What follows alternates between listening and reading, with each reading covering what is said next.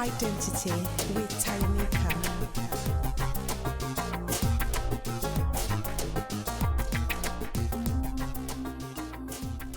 Hello and welcome to another episode of Explore Your Identity. Here we delve into conversations about different aspects of our identity, both positive and negative, that have shaped who we are. I'm your host, Tayameaca, and I am thrilled to have another amazing guest joining me here today. I just want to extend a heartfelt thank you to my guest, Chase Johnston-Lynch, for joining me here today. Good morning, good afternoon, good evening, Chase. Good morning, good afternoon, good night. Yeah, whatever. Welcome, and thank you for allowing this conversation here today. I appreciate it. I mean, I've been a fan, so I love it. And then the idea of it, looking into my identity, I'm wondering what road you take me down. Oh, well, I'd like to start with a little bit about your background. Mm-hmm. Can you take me back to your childhood? Any particular instance you feel has shaped who you are today? Well,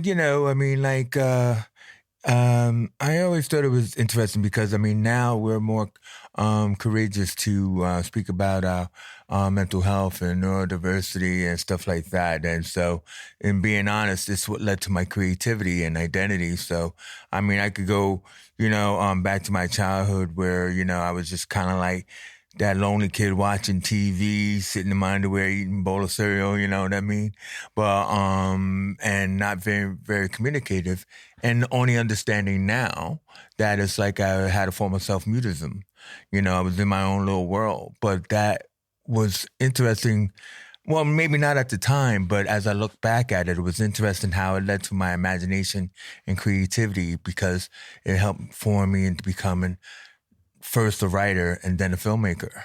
That's amazing. So Chase is a creative director at Big Condo Academy. Yeah. So he's a very creative individual. Thank you. And it's interesting to know, usually, creative people always have their own kind of way with things and how the mind works. And exactly. We have our little ticks and quirks and stuff like that. And it's always evident from a younger age, even though you can't connect one and two together. Yeah, and it's only now, we're only all learning about it. It's like, you're using that left brain thinking, and we were always taught, like, I'm, as the older generation, I'm from the 70s and stuff like that. So it was like the word autism was a dirty word, and it's kind of like that. You don't want to say like, your kid is autistic or something like that. So nobody ever really said that. They just said he's weird, he's different, he's all right, leave him alone, and all that kind of stuff. But then nowadays we look at it as like an element of superpowers. It is a superpower. Hey, well, I'm into comic books. What was your family structure like? Whoa, I come from a big family, but my mother had like 4 brothers and sisters and everything, and so her sister had 5 kids. She had 2 kids, so I just grew up with my brother, but we had different fathers. So, it's kind of like the usual Harlem story of the broken family. So grew up with the single mom kind of thing. And was there a big gap between you and your brother? 5 years. It's amazing. I've always wanted to study numerology because the number 5 was always powerful. It's like, 5 cousins, we're 5 years apart. I have sisters from my father who, was a Rolling Stone. So we're all 5 years apart, So I actually have 3 to 4. I had to kind of keep counting. I have 3 or 4 sisters that are not from my mom. You see what I mean? I like the number 7. Really? Hence 7 streets. Yeah, 7 is always, There we go. There's 7, but 9 as well. But I seem to connect more to 7. Yeah. Well, hopefully somebody can always tell us what is the meaning behind 5, because, it's magic. It's a powerful number. Wow. So going back to your childhood, you mentioned how, you were that quiet child. Yeah. And how did we end up with you going on this creative journey? Who discovered you? Did you discover yourself or? How did life happen? So, usually, as that kind of like lonely and wanting kid, I mean, I'm all a big Kevin Williamson fan of like the Dawson Creek kind of shows. It was all about a girl. It always comes back to a girl who, liked my story writing. I used to write short stories and stuff like that. And she was always go, write me another story. And, so that kind of pulled it out of me. Like, it's like somebody sees me, and so I'll do it. And obviously I didn't get the girl. But then... And what age was this? This was like 17. But she inspired me to move towards my journey where I am as far as being a creative. So yeah. I was going to be an electrical engineer. Like, we need more of those, right? I was going to be an electrical engineer once. Really? Yes. Well, see, I went to like one of the top schools in New York, which was Brooklyn Tech. And so I was going to be a scientist, that kind of deal. So to have this kind of creative element pulled out of me, I figured, well, I'm going to change my destination. That's where I'm going to go. And, so when I went off to college, I started, making, soap operas and music videos and stuff. And then that's how, I eventually ended up in the film world, Yeah, so I had my auntie, who is my dad's sister. And growing up, people used to say I look like her a lot. All right. And she's an electrical engineer. Wow. So that's what I wanted Probably to making be. a lot of money, right? Not really, because she lives in Zimbabwe. So, oh, wow. Yeah, maybe if she was here, she'd be making a lot of money. But yeah, I wanted to be like her. And that's the first thing I went to study, electrical engineering. Look at that. We have something in common. We never would have even known. I know. So you didn't answer my question. I didn't? What age would that have been when you started the writing? And 17. I heard about the girl. 17. 17. I mean, I was always writing as a kid. So I was always like, writing little stories. But I would say really when I hit around 17, that's when I started discovering Stephen King novels and horror stories and had an affinity for that. Maybe because of the horrors that were in my head, who knows? And I always loved, just writing weird little stories with twists and everything. And, it became about that. But, what I think was important about that period, the 17 was, and what I always wanted to explore about my identity is, like I said, I had like two fathers who weren't really there. And so in my name kind of deal, which is actually James William, because I was James William III. I was born James William III. But then I was given my stepfather's last name. So I didn't really feel my identity was mine. Wow, that's interesting. Because so I felt really lost and alone a lot. So in that aspect, one night, this was kind of like my Batman story. So one night, I was about to go off to college, right? 17, right? And I was thinking, you know what? If I change my name, I'll change myself. I'll be a different person. That's very interesting. Right? Because I was so introverted, you see. I mean, I was like such a quiet, and I didn't like me, the quiet little invulnerable me. So I'm sitting there thinking, I'm going to have to come up with a name for myself. What kind of name? And then on the television was a show called Falcon Crest. Oh, which yes, was I remember that. Oh, do you remember? Yes, okay, I don't have to explain it to you. you. Like Dallas or Dynasty for those who don't know. But there was a character named Chase. Now, remember, this is like late 79, whatever. So Chase wasn't a popular name, So I thought, like, what could I call myself? And then they kept calling this guy Chase. What could it be? And then so all of a sudden Chase came to my head. And then I was like, yeah, like chasing the dream or, I like being something. that. I like the fact that you put meaning to it. Yeah, and that is quite empowering for yourself.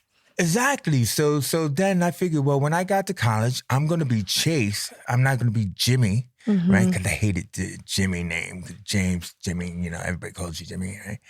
And, but the point is, what is it now? Like 40 some odd years later, I'm still carrying that name. Wow. You know, because it was a persona. Yes. That's why I said it was like my Batman moment. Mm-hmm. Chase is confident. He comes into the room and everybody likes him. And it's like, you know, he's funny. He's all different. While Jimmy's like, Wow. I like, you know what I mean? I like the fact that if anyone is listening that has just stumbled upon this episode, last week we had a conversation about names. Yeah. So this is really interesting. Well, no, exactly. But I mean, I just thought it was like the whole identity thing. That was where the crux is. Like when you wanted to know about my past or my origin, that was like what I wanted to make sure that I shared with you is just that.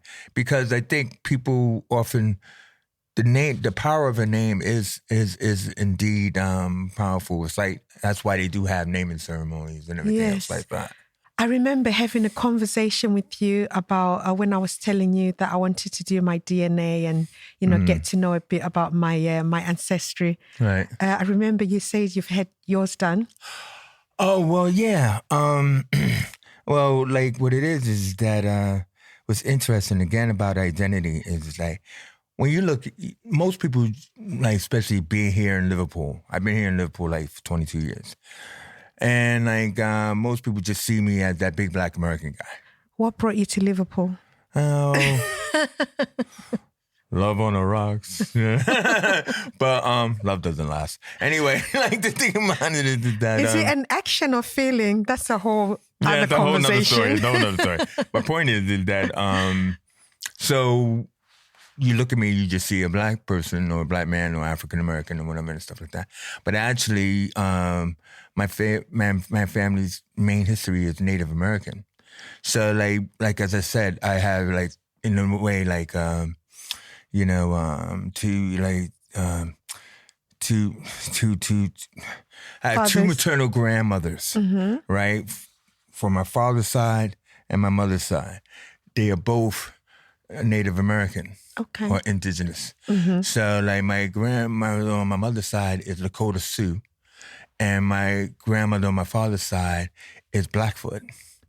And like when I did my family history to discover that, it was amazing because I had this kind of like big like epiphany. I was like in one of those like sweat lodges, you know, like in Canada and everything. And, you know, I had like a psychic reading and it was like, your maternal grandmothers are around you.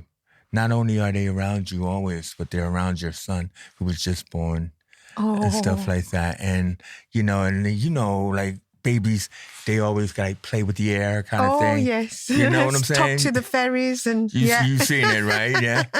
So then it was like, it made like sense. And it's like, it's because he's communicating with your grandmothers, you know? And it's from that moment on, that I decided to embrace my indigenous background more than the color of my skin background. Do you see what I mean? And, you know, it was a powerful thing for me. And yeah, you know, I'm very proud of that. The indigenous side of my family. Oh, brilliant. You know? So has your son had the ancestry done as well? Yeah, but the thing about it is like, I'm not a big fan of Ancestry.com kind of thing. You know, it's okay. You're allowed to say your truth. No. But I mean, you know, basically, you can see it in his hair and his face and stuff. You know, he's definitely my kid, right? So he's from my family, so he has the native in him as well, and stuff. But you know, it'll come up scowls. Yeah. On that Ancestry.com, it's like, okay, you know, mom contributes. Oh, cool. So what are you currently involved with? Actually, before we go to what you're currently involved with, you haven't mentioned anything about you working with Jay-Z or Wu-Tang Clan or Alicia Keys. I know, because I talk too much. You know, because this is about identity. But that is also part of my identity, too, is because when I came here, I used to make music videos, basically. I was a music video producer, director in the States and stuff. And so in the 90s, when we had the 90s hip-hop, I worked with a lot of different artists. And those are the names that have endured, but there have been so many Others, that I've been involved with. But personally, with Genius from the Wu-Tang Clan, I was his right-hand man, like his producer. Pretty much, I don't want to say, like basically, like people wanted him to make videos, and he's like, whatever. He would have me make the videos for him, and then it'd be he'll just sit in the Winnebago. Genius, they want to see you, and then he go like, all right. You know what I mean? He come out, put his head, in the camera, they go back in, but it was really cool. So I had a really lavish lifestyle back in the 90s. So, but I'm poor now, so don't come to me for money. Well, you can't be poor. You're rich in memories and experiences. This is indeed true. I mean, it was a great time, but that became my identity here when I first came here. Was that's the Wu-Tang guy? That's the Wu-Tang guy. I want the Wu-Tang guy to make my videos and stuff like that. And it's like, yeah, but you don't have Wu-Tang money. I love to make it, baby. You have no Wu-Tang money. What is it? Just magically fall out of the air? This music video of yours? So then I had to move into teaching because I rather inspire the next generation with all those stories about what it was to make to make music videos, and that's what led me to the academy. Yeah. Oh wow, that's interesting because that filmmaking journey kind of just carried. Well, it has to change, doesn't it? I mean, that's what's great about being a creativity is the versatility. So you have to be able to adapt to the time and the environment of change. So it was really like I was making videos, I was doing community videos and stuff. Like I said, I've been here for like 20 years. I was teaching, but about 6 years ago, I was like, man, what could I do now? It's like I think I get bored, because my mind is always racing with ideas. So, so I just wanted to move into, like podcasting and doing all that kind of stuff because, it's just like, yeah, man, this is what they're doing in the States. Yeah. But they weren't doing it much here. So I figured, okay, well, let's do that and stuff like that, and then now everybody's doing it. I'm like, Jesus Christ, what's the point of being a trendsetter? Well, you need to set the next trend then. I know. Where will that be? Let's see. What is the next trend? That's a good question. Well, CapCut, really. Everything's all about Insta Reels and super fast TikTok. That's the next trend. But I mean, I really like a good story. Yeah. I think we need to go back. Do you remember watching a good old film that had characters? Yeah. Of course you remember it, but you don't see it now. Everything's like very fast. Yeah, everything is just pulled out of a cheese grinder. I don't know what a cheese grinder is, trust me. Is there anything that you consider an achievement personally, professionally, whichever one? I mean, like, I think my main achievement really is the Genius scenario because it was something totally unexpected.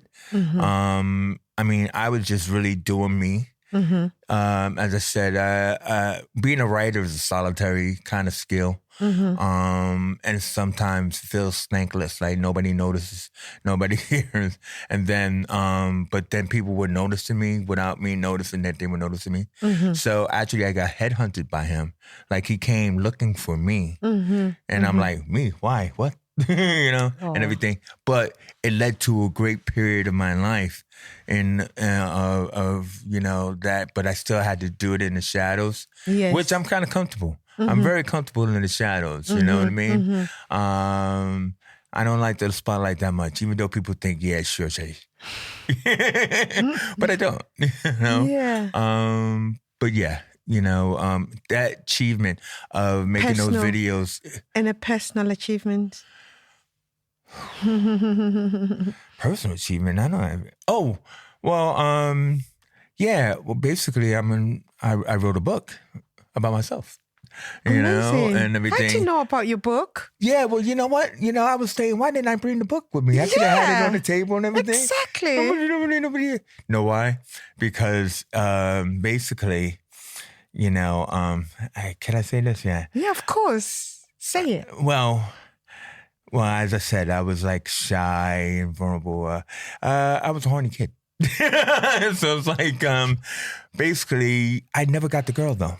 Okay. So like, every time we get close, something happened and then she was gone. And like, and so the book is called And Then She's Gone. but it was about And Then She's Gone. Oh, it's on Amazon. It sounds like well, check like it a out, Stevie right? Wonder song. No, so it's on Amazon. It's on Barnes & Noble. I will check it out. You can get this book. But what happened is that like can it was I get about a signed copy? Yeah. Awesome. It was about my college misadventures. Okay. Right. So I thought, this is related because they were so funny. Like all the things that happened to me, where I didn't get it. But like in that aspect, I just thought this was great. So I wrote this book. And then people know me, they like me, whatever, right? So I was like, hey, my book is coming out. So I had all these women go, oh, I'll get your book, I'll buy your book. Yeah, Yeah. And then my friend's mom got the book, right? She's like, oh, I'm so excited. And then she's like, what the hell is this? Because it starts off with like losing my virginity. Whoa. So it's like, what, come on, and everything. So then it's a salacious book. No, I think and people didn't expect that from me. I think that's the best way to tell your truth in a book. It is true because look, man, I wasn't like Casanova. We've read those stories. Why don't we just read the story about the unlucky guy? Are you sure it's a good idea for me to read the book? Because I have so much respect for you, Chase. I think if you want a good laugh, you should read the book. And Then She's Gone. It's on Amazon. You do make me laugh, so I will read it. It's just that those women weren't expecting it. That's what it was. Yeah, the ones who read it and thought, oh, I'm just going to read this nice story. But oh, so much happened to me. Anyway. What's next? Okay, so what's next is that like because I used to make films and everything like that, and I stopped to focus on teaching and education, as I said. Mm-hmm. One of my old people I used to work with, she ended up working like in London, like for Met Film and all that, and she came up to me and said, hey, listen, I remember the story you wrote, right? And I'm willing to help you get it made, as a film. Mm-hmm. And I was like, what? Because I'm so busy helping everybody else. No one's ever actually said, hey, what could I do for you, Chase? Because you know how that is, right? Yeah. I'm like, yeah. But what can I do for you, Chase? What could you do for me? So basically, hopefully we've been working on the script, trying to polish up the third act. It's a little horror story in Liverpool, but it's about an autistic father and son as, heroes, like trying to solve a mystery. Oh, that's great news. And everything. And so hopefully, we'll get started on it this year. And so that's what's next for me. Really. And how can people connect with your work and what you're doing?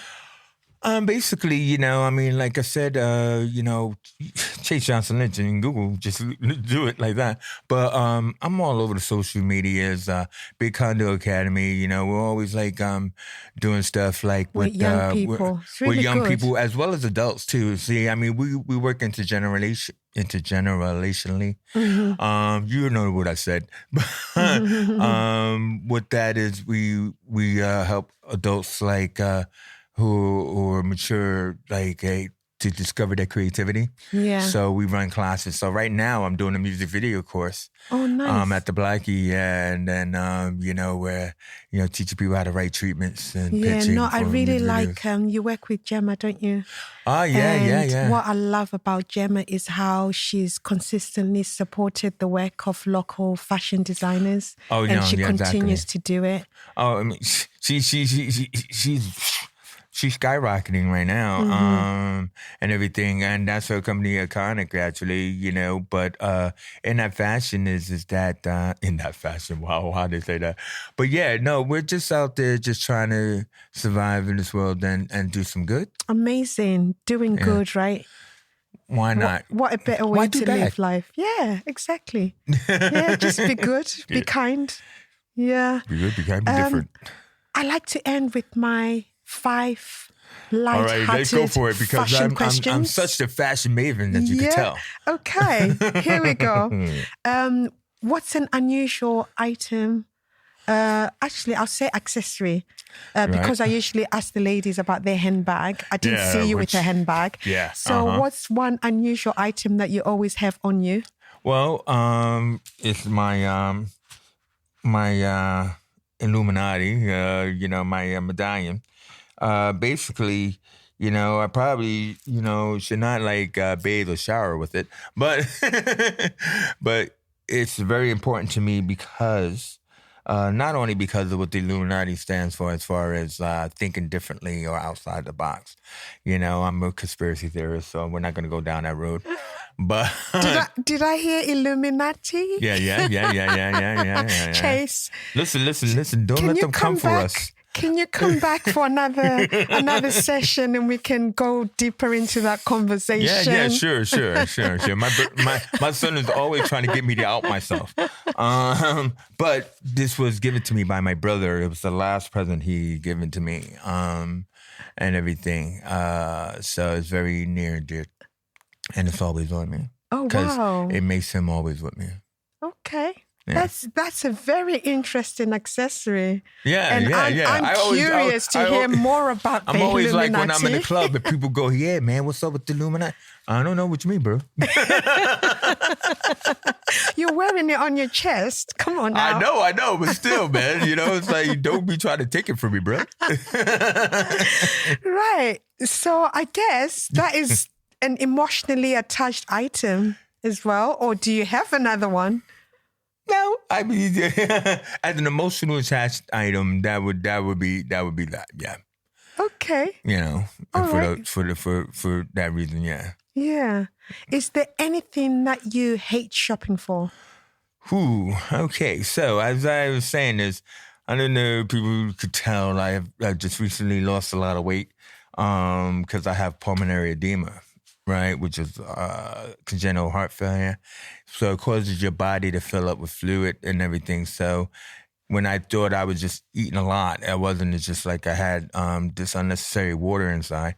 So when it's been drained out, I end up losing a lot of weight. So it was really difficult to shop for pants. Because basically I used to have a good old black butt, that kind of nice juicy thing. Yeah, I could say it. But I put my pants on and they fall down because the butt's not big anymore. It's like a little white butt. Chase, yeah, I'm trying to keep a straight face here. Come on now. I'm being real. I won't have to walk like this. But yeah, so I hate shopping for pants because I don't want to go into the dressing rooms and be like, yeah, all right, I'm not that kind of guy. Is there any way that you could get the old ones taken in? Well, I mean, I try to figure out, what is the size of that? And I'll just order that online. And then hopefully it'll fit when it comes in. Yeah. Most of the time it does. Come into 7th Street and I'll take your measurements and I'll tell you what size you are. There we go. Well, that was going to be what my question was to you, but, go ahead. Yeah. Is there anything you like shopping for? All right. Now, there we go. So as you can see, I love my Americanness, so, I always have my American style clothing, whether they be fleece or, as you can see in the same jacket, I like FUBU, I like the name brands. So I love getting that, the little colors of black and gold, that's my favorite colors in there. Do you know what? For the Gen Zs and I generation, they don't know what FUBU is. That don't know about the hip hop fashion. Well, I'm wearing Timbs, but you can't see it under the chair. The baby fat, the fat apple baby, bottom. No, it's Fat Farm. Fat Farm. Baby fat. Yeah, I used to wear baby fat. No, you didn't. Yeah. Was it called baby fat? No, it's called Fat Farm. No, it is. The women's version. Okay. Yeah, with Kimora Lee Simmons. Come on, someone tell me that I'm not making this up. She's not making it up. I did have the handbags and all other stuff. Yeah, exactly. And then we had apple bottoms with Nelly and that was Nelly a song. And Gucci and then we had Dolce and Gabbana. No. I'm talking about the hip hop ones. The hip hop one. Right. We had, I'm not going to say the other one because it's a bit controversial right now. That's right, man. Let's name them all. We're not going to talk about the Sean Johns. did you have to say it? I did. I used one of the names that would be named. That was an error. That was an error. I had a coat. Yeah. So, okay. Last but not least, have you got any fashion-related question for me? Well, so basically, being that I'm in the market for new clothes and always trying to judge, I mean, you probably heard of this thing online called Temu, and which looks really nice. It's like a clothing brand. But so for you, I mean, what would you like if I wanted to get myself, like a nice suit with a waistcoat and everything, and not just a simple like all black, I mean, like I'm going to a funeral or something like that, but something kind of jazzy, what would you recommend? When you say kind of jazzy, what do you mean? That kind of like funky, you have like a waistcoat under the three-piece with the waistcoat. That's what I would actually probably go to Cheshire Oaks. They've got a few men's shops there that you'd be able to try on some pieces. And what's good about it is that you can get the pants in a different size, the jacket, and if they don't have it, they can order it in for you. Yeah. But I wouldn't go to Temu. Oh, you wouldn't? Oh, you don't recommend Temu? No. Really? No. Because if you're going to be buying something like that, you want something that's going to be classic, right? That you can wear, that will be timeless. And based on what you said, you're better off. I know you hate shopping, but you're better off I have no style. So, I mean, I'm willing to take your advice on it because what I see on there is a lot of like weird like dragons and things. And I'm wondering, when is it too much? Do you know what I mean? I don't want the simple, but then I don't want the out there either. But so you're saying no, huh? Yeah. Wow. Go to Cheshire Oaks and then just bring it to me to alter it and customize it and make it more fun for you. Yeah. I can do that for you. Yeah? Yeah, you can do some bell sleeves. I can do whatever you want. Make it more jazzy. Yeah? Do you do men's fashion then? Because I know your stuff is a lot of ladies' fashion. I can do men's fashion, but just think about a doctor or nurse. You might be like an adult nurse or a doctor that specializes in different things, but you kind of, you go for one thing and just, run with it. Otherwise, you'd be a jack of all trades and a master of none. Yeah, so I try not to be that. Yeah, that's true. Because I know I remember you did like a couple thing and everything, and you did like this kind of like Kento cloth mix and thing. Yeah. So I gotta come check out 7th Street. I can do men's stuff. It's just that I try and just stay in one lane, so I'm not swaying everywhere. Cool. But yeah, always good to know a stylist. Say that again. It's always good to know a stylist. Yeah. But yeah, I will do your alterations for your suit for you. Ooh, nice one. Awesome. We've reached the conclusion of this episode of Explore Your Identity. That was so I just want to extend a heartfelt thank you to all our viewers and listeners. If you found value in this episode, please share it and comment, like, subscribe. There's a lot more identity episodes on our YouTube channel. We on Amazon, we on Apple, Spotify. So do interact with us. And until next time, keep exploring your identity. Peace. Awesome.